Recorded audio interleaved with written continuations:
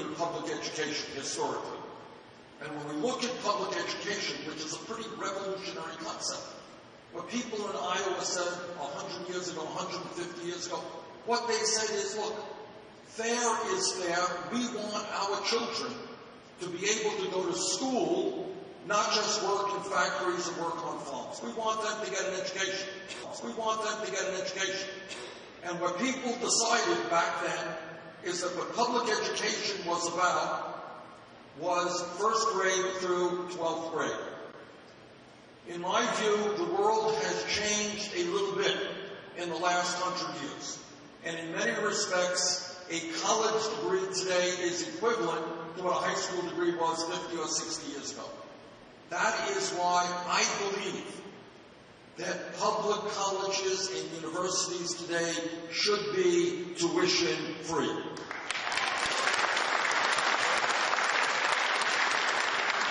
And I believe that we should significantly lower interest rates on student debt.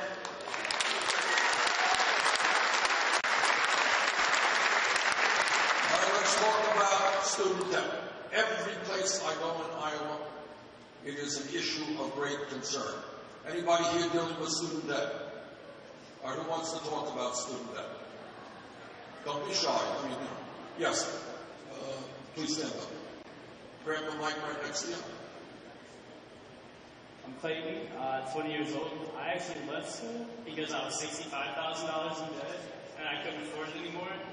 So now I'm working. Hold on, let me get it straight. Your name is Clayton? Yes. All right.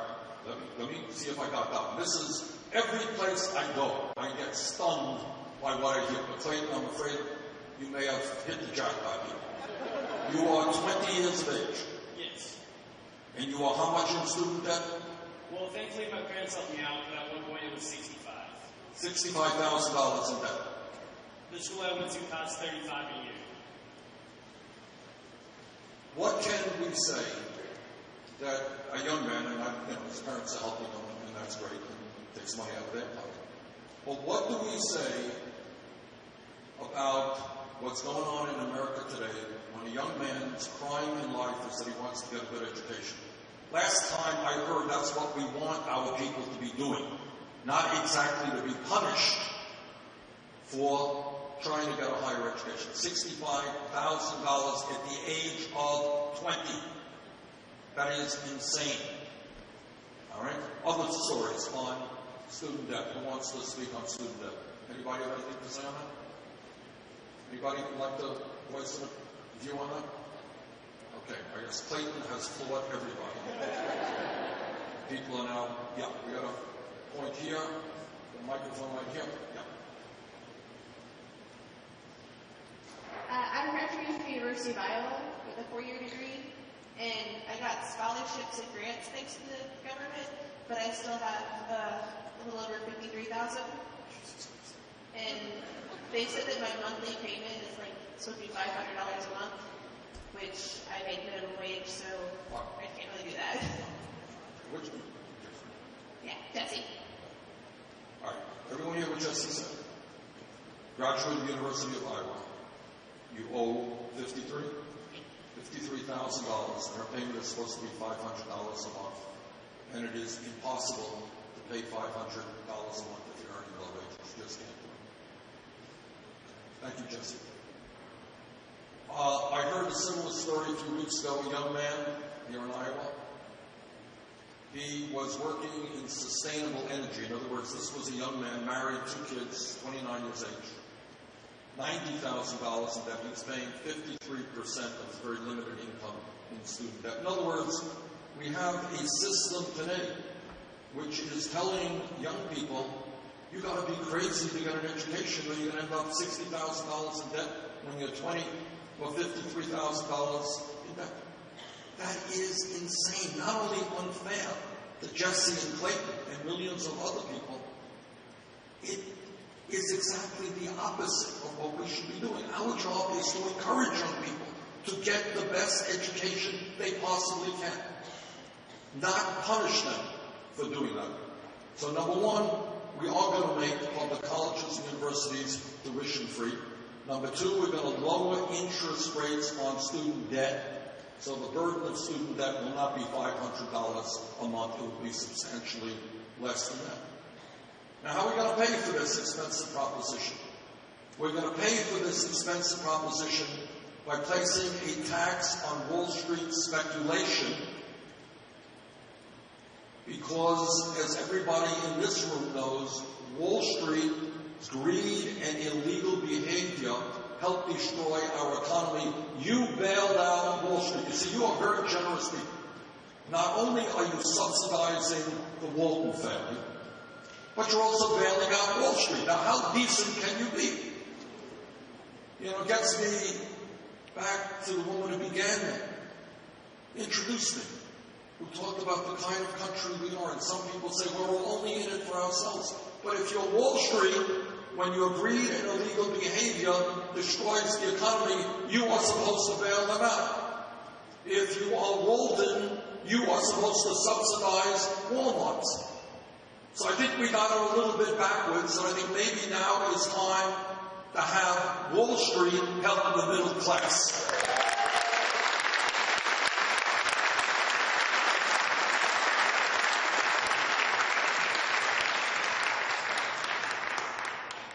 Let me shift to another issue, which I'd like your input on.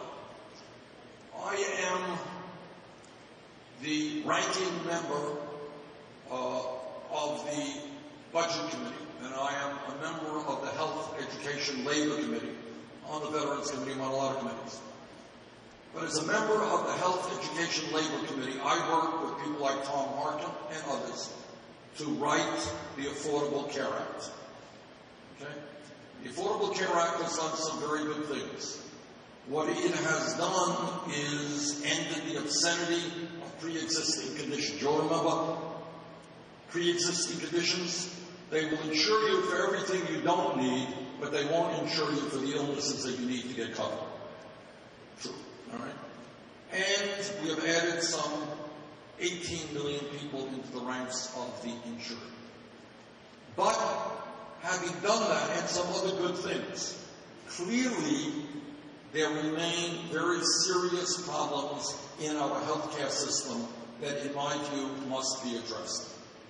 Point number one when we talk about healthcare. The United States of America is the only major country on earth that does not guarantee healthcare to all people as a right. We're the only one. Number two, we have 29 million people who are uninsured, zero insurance. We have more, including people in this room, if I'm not mistaken, who are underinsured with high deductibles and high copayments. Anybody here have a high deductible or a high copayment? All right, who wants to talk about it? Anybody want to talk about what the deductibles are? Okay, people don't. Yes, stand up, please.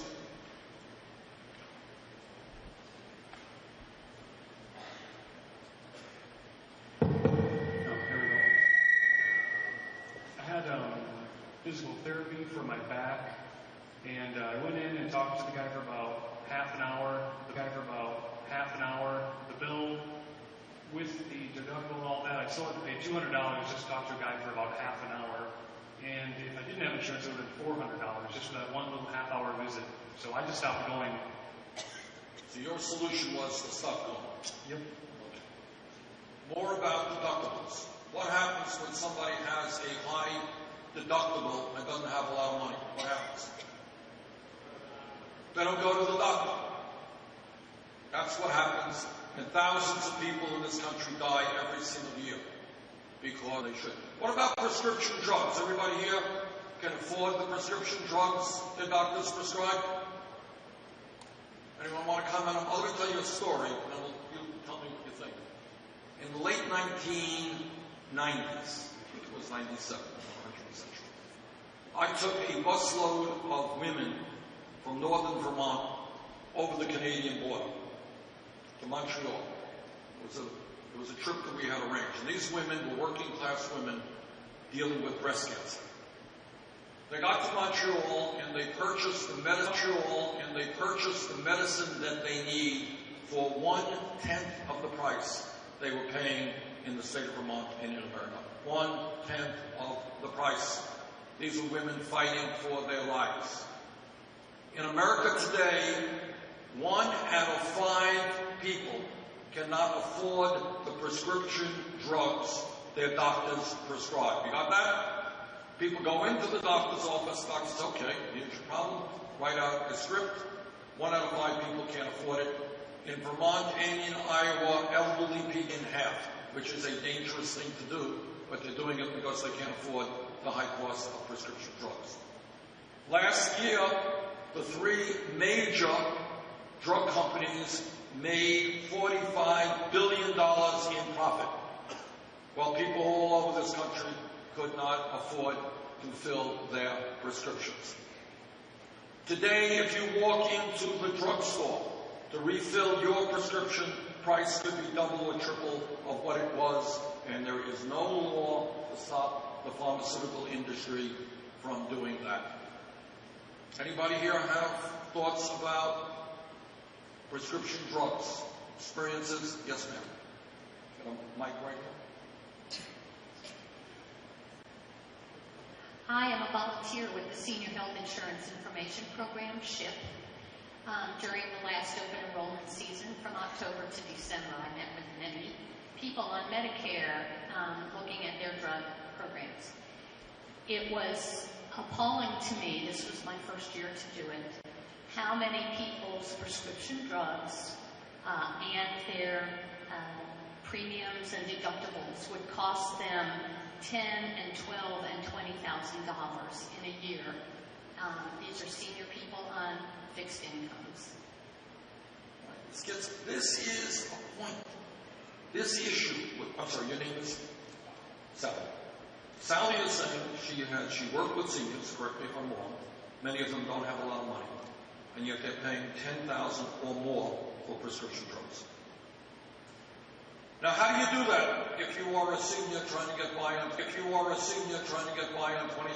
a year? Half of your income now is going to prescription drugs, right? Which takes me, any more discussion on prescription drugs? Any people here have experience with it? Yes, ma'am. Did you? Yeah. Can we get a mic up here?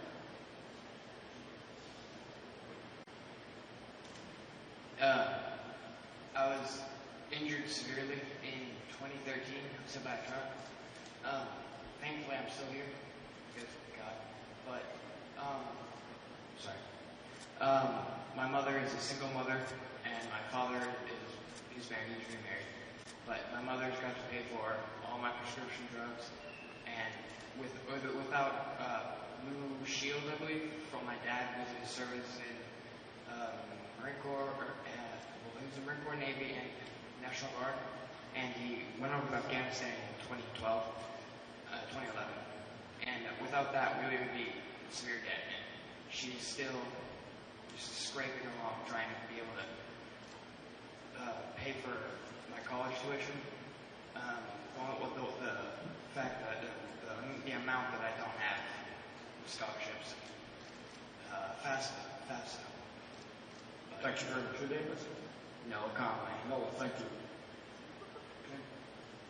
What happens when people cannot afford the prescription drugs they need? What happens? They don't take them? What happens? Right, they get worse. Now, what do you think about living in the wealthiest country in the history of the world when people in some cases are paying 50% of their income for medicine, and when other people can't afford to fill the prescription drugs their doctors write? So we got a big debate in front of us. Every other country on earth, major country, industrialized country, says that health care is a right, and that includes affordable prescription drugs. We have 29 million without any insurance and more who are underinsured seniors paying a significant percentage of their income for medicine. Now, I've been criticized for this, but if my opponents want to criticize me, go for it. I believe that in America we should join the rest of the industrialized world I believe that health care is a right of all people, not a privilege.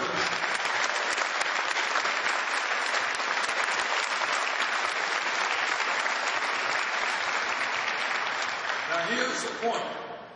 When we talk about people say, wow, that's a great idea, it's an idealistic idea. Can we afford it? Answer, as I hope most of you know, the United States today pays far, far more per capita than any other major country, all of whom already guarantee health care to all of their people. We pay almost 3 times more than the British, 50% more than the French, more than the Canadians, guarantee health care to all of their people, and do much, much better providing prescription drugs at an affordable cost to their people than we do. How come we haven't moved in that direction? What's the problem? Are we stupider than the Canadians, the French, the British, the Germans, Scandinavia? What's the reason? Money and who? Money coming from where? Who does not want us to change the system? Pharma does not. The pharmaceutical industry loves the current system. It's a great system. So what if elderly people pay 50% of their income for drugs? So what if we pay the highest prices in the world? Last year, as I said, top 3 companies made $45 billion in profit. Last year, the pharmaceutical industry spent hundreds of millions of dollars in lobbying and campaign contributions to maintain the status quo. Private insurance companies make huge profits, pay their CEOs huge compensation packages. They like the system, even if it does not work for the American people. So really, in a way, what this campaign is about is saying, why not?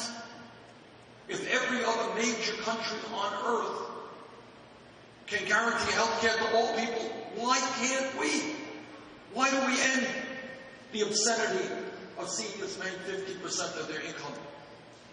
Why do we end the absurdity of people dying in this country because of high deductibles or no insurance? They don't go to the doctor when they should. So yes, I believe that health care is a right, not a privilege. I believe that we should have a Medicare for all single-payer program.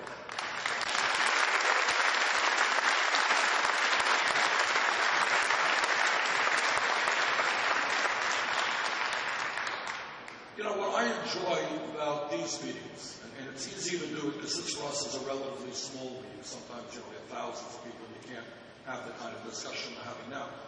What ends up happening in meetings like this is reality surfaces. We talk about things you don't see much on TV. The other day I was in Iowa Falls, and we had a discussion just like this. And we talked to a woman who was trying to get by on $10,000 a year, and she broke down and got on TV and all this stuff. Media said, oh my God, look at this woman trying to live on $10,000 a year. This happens every day, all over the country. This is not the exception to the rule. Millions of people are struggling. That's not rhetoric. Right now, all over America, you got seniors trying to get by. I want you to think about this. Seniors trying to get by on $10,000, $11,000, $12,000 Social Security salary. Am I right? All right? Think for a minute. You're 85 years of age. You're not in great health. Think about how you get by on $12,000 a year. How do you get by? Do you get by? Talk about that. Tell me. You're 85 years of age. You got some illnesses. $12,000 a year. What happens to you? Who has thoughts on that? Anybody know people in that circumstance? Sally, what's your experience? Do you want to say a word on that, or?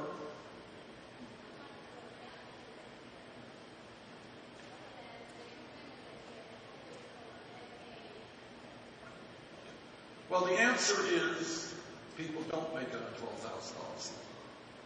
They suffer. They don't buy the medicine they need. They don't buy the food they need. They don't keep their homes warm in the winter because they can't afford the heating bill. You know, you judge a great nation not by the number of millionaires and billionaires it has. You judge a great nation by how it treats the weakest and most vulnerable people in the society.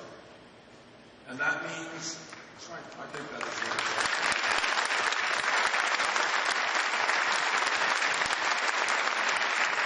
And that is the children, and we have the highest rate of childhood poverty of almost any major country, and the elderly. Now here's what I think in terms of Social Security. You have heard Republicans going around the country saying that Social Security is broke. Anybody here believes Social Security is broke? The answer is it is not. What they are saying is untrue. Social Security is $2.8 trillion in the trust fund, can pay out every benefit owed to every eligible American for the next 19 years. 19 years actually is not a long enough time, but that's the case. If we want to do the right thing by senior citizens and by disabled veterans, something that I feel very strongly about, we should not only not be cutting Social Security, we should be expanding Social Security benefits.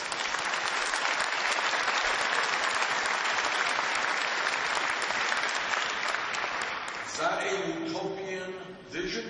I don't think so. If we do what Barack Obama said here in Iowa back in 2008, and we implement that, we can do it. What was that? What was Obama talking about? He was talking about lifting the cap on taxable income. Right now,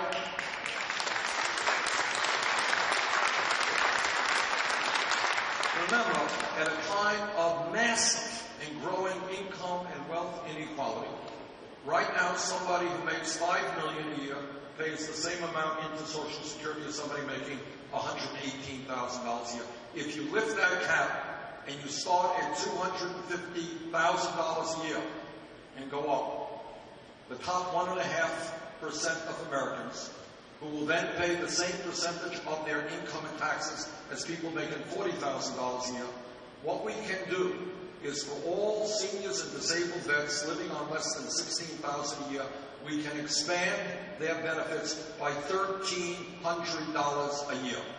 That's pretty good. Now that is one of the differences between Secretary Clinton and myself. I've introduced legislation to do that. I believe it is the right thing to do.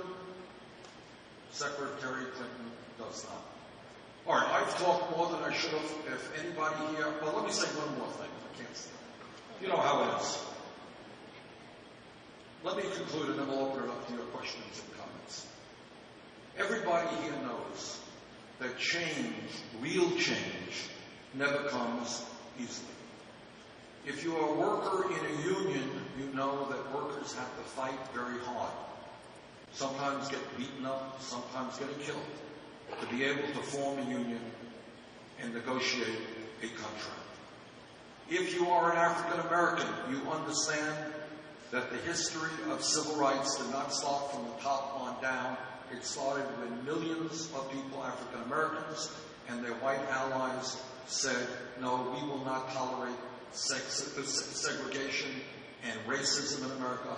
All of our people have the right to vote, regardless of the color of their skin. If you are a woman, you understand the history of change. The suffragettes and the people before the suffragettes who said women will not be considered as second-class citizens. Women will have the right to control their own bodies. Women will have the right to do any work that they are qualified to do. And that was a struggle that took a very, very long time. Gay rights movement, same thing. That's how change takes place. And that is where we are today. And what this campaign is about is not just the fact that I have the most progressive agenda. That's fine. But it is to tell you what I tell every group that I speak before, that no president, not Bernie Sanders or anybody else, can do it by himself. That the powers that be, Wall Street, corporate America, the corporate media, the large campaign donors, are so powerful that the only way we transform America is when millions of people stand up and loudly and clearly proclaim that our government belongs to all of us and not just a handful of billionaires.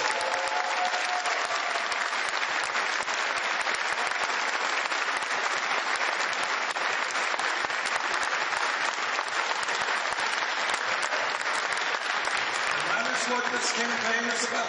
That's what Monday night caucus is about. Do we really go for it? Do we continue with establishment politics and economics? Same old, or do we have the courage to do what's right for working families all over this country? So on Monday night, I hope that you will come out. I hope that you will give thought to supporting my candidacy, because the eyes of this country are going to be on Iowa. And if we win this election, it's going to be a very, very close election. It will depend on voter turnout. If we win, it will indicate that this country is ready for real, significant change. I would very much appreciate your support on Monday night.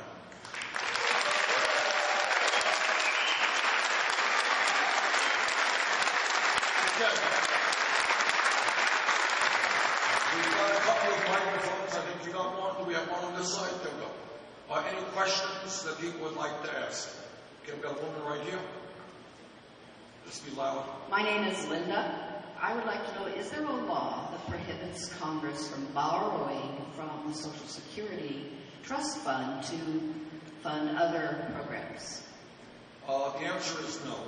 That started back when Lyndon Johnson was president, in order to kind of disguise the cost of the war in Vietnam. So you merge the funds. But having said that, Linda, let me tell you this, and this is where there's a lot of misinformation. People say, well, the money really isn't there. It is there. The Social Security Trust Fund has $2.8 trillion. It is invested, by the way, every year in Treasury bonds, as it should be. It earns billions of dollars a year in interest. It is backed by the faith and credit of the United States government, which has never failed. So the argument of having a lockbox, if you want, fine. But the point is that money is there. Our goal now is to increase benefits for seniors. Okay, other question. We've got a woman right here. Where's our microphone, guys? Okay, ma'am. You got a mic there, please?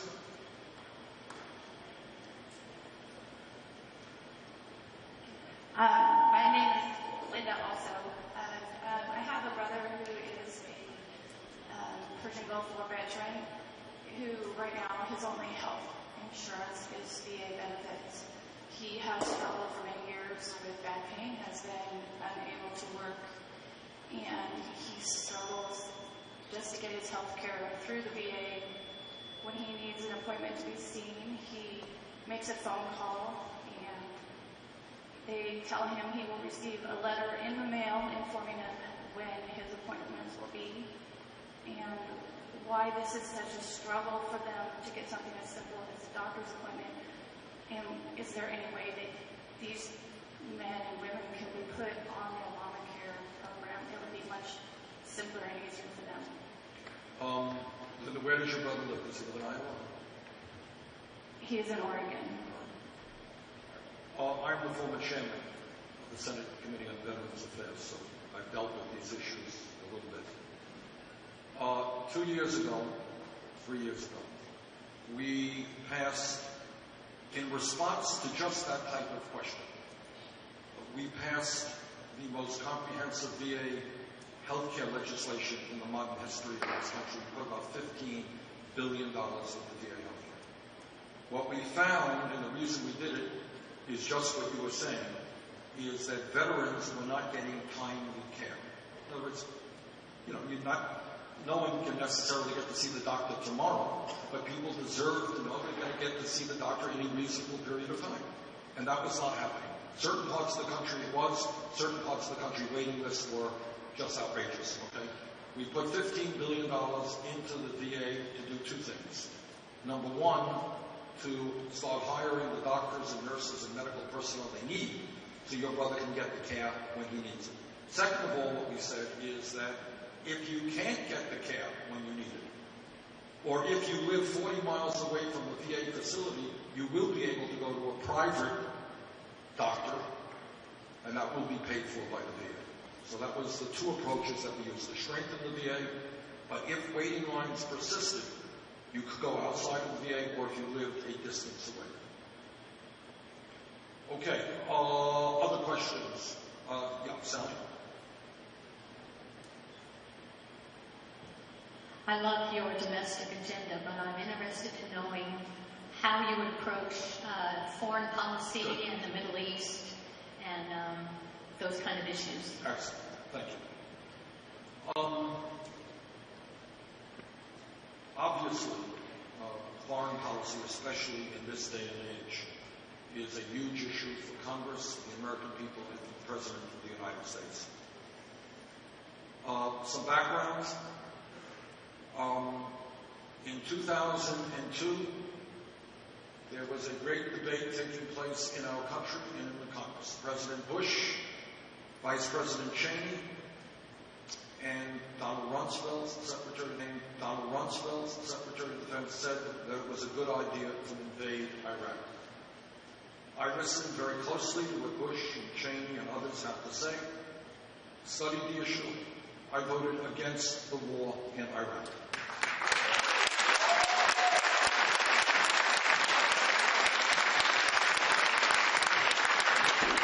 And I should tell you that not every candidate running on the Democratic side voted against that war, although we both all heard the same information. But more importantly, go to YouTube, go to my website, Bernie Sanders, like that, on the floor of the House. I was then in the House in 2002, and it gives me no pleasure to tell you that much of what I feared would happen about the destabilization in the region, it is not hard for the United States to overthrow a vicious dictator. What is hard is to figure out what happens the day after that dictator is overthrown.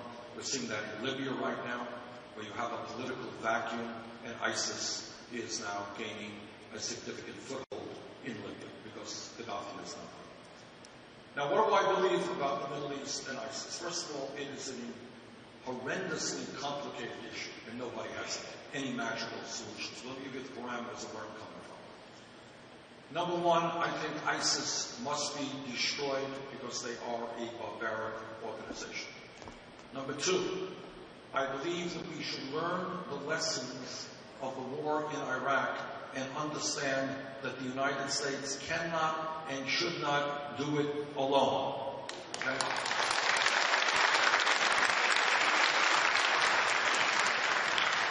Right now, you are hearing some of my Republican colleagues, they're really tough. They are tough. They are prepared to send tens of thousands of American troops into Iraq and into Syria. Man, are they tough. Problem is, it's not their kids who are going to Iraq and Syria, it's your kids.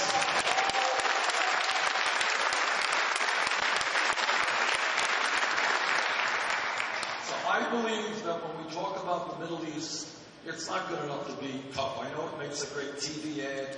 I've seen the Republican TV ads, how tough these guys are. You gotta be smart, not tough. What does that mean? It means that to destroy ISIS, two things are going to happen. Number one, we need a strong, well-coordinated international coalition. That means the major powers on earth, not just the United States, but the United Kingdom and France and Germany and Russia and other countries have got to come together. Second of all, it means, and King Abdullah of Jordan, made this point a few months ago, and this is what King Abdullah of Jordan said. He said, terrorism is an international issue, but it is primarily a struggle over the soul of Islam, which has been hijacked by barbaric organizations like ISIS. And what he said, and I believe it to be true for a dozen reasons, it must be Muslim troops on the ground to destroy ISIS, not American troops.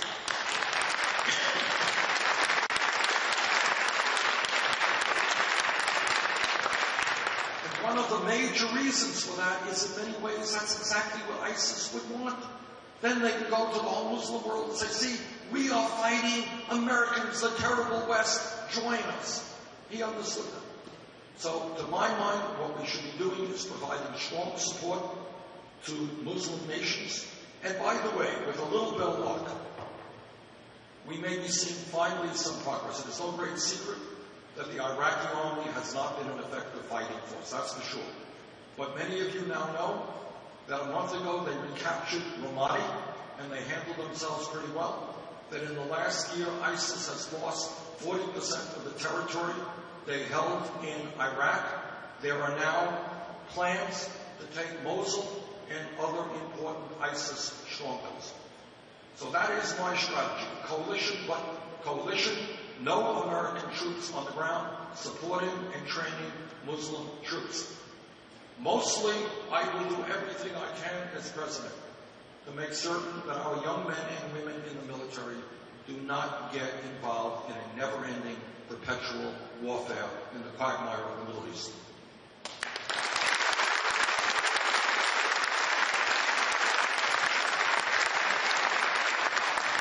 Okay, a few more questions.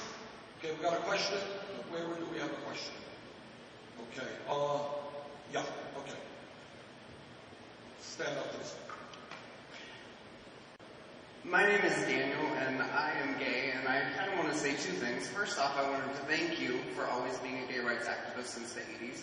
And second, I wanted to ask, is there a reason personal to you as to why you've been such an activist for gay rights? You've been ahead of your time for decades. Thank you. Yeah, I'll tell you what the reason is.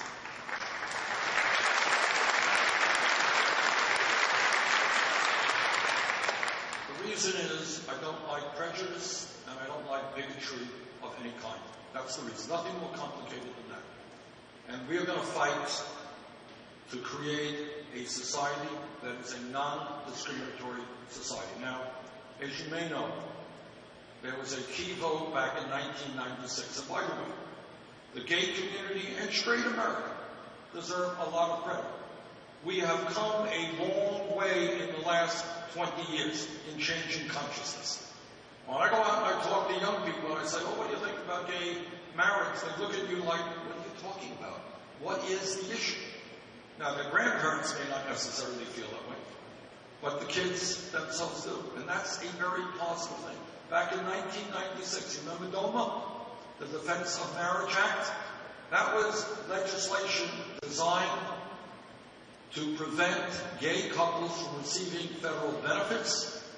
It was designed to prevent gay couples that may have gotten recognition in one state from getting recognition in another state. Back in 1996, gay rights was not where it is today. And the vast majority of the members of Congress voted for that very bad piece of legislation. Since then, people have apologized for voting that way. I voted against that legislation.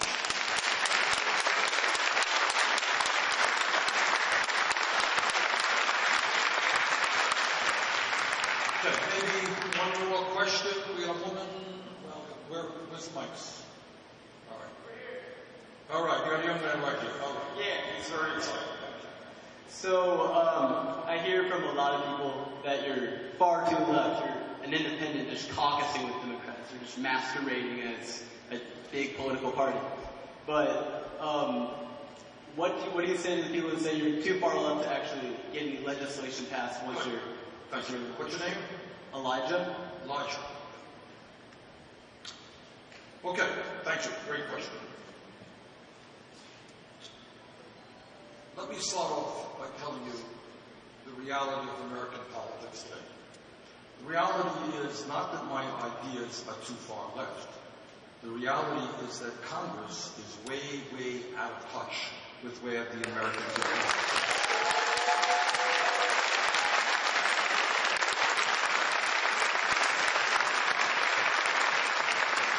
All right, Elijah, stand up here. All right? You ready? All right. How do you think the American people feel about raising the minimum wage to a living wage? What do you think? Do you think that's a good idea? Yeah, they do. How do you think Congress feels? They don't. Republicans, not only are the Republicans not willing to raise the minimum wage, some of them want to abolish the concept of the minimum wage. How do you think the American people feel about pay equity for women workers so women do not make 79 cents on the dollar. How do you think the American people feel about that? It's angry. It makes them angry. Yeah, they support it. Overwhelmingly. Nobody The thinks wage gap makes them angry. Pardon me? The wage gap makes them angry. Yeah. Right. People support it. The American people understand that real unemployment is much higher than official unemployment. They want to see us create millions of jobs, rebuilding our crumbling infrastructure. The American people believe that the wealthy and large corporations should start paying their fair share of taxes. The American people believe that colleges and universities, public colleges and universities, should be tuition-free. The American people believe we should expand Social Security, not cut it. The American people believe we should address the crisis of climate change, and on and on and on. What's my point, Elijah? My point is not that Bernie Sanders is too radical for the American people. It's that the leadership in Congress is in the pockets of the big money interests.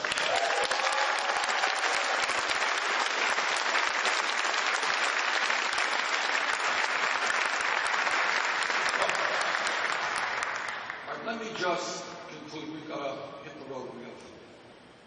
It's the last few days, so we're going to be appearing at a lot of meetings like this. Monday night is an historic night. And I hope very much that all of you will, number one, caucus. And number two, I hope that you will cast a vote and caucus to let everybody in America know that we are prepared in a significant way to move this country in a different direction. Thank you all very much.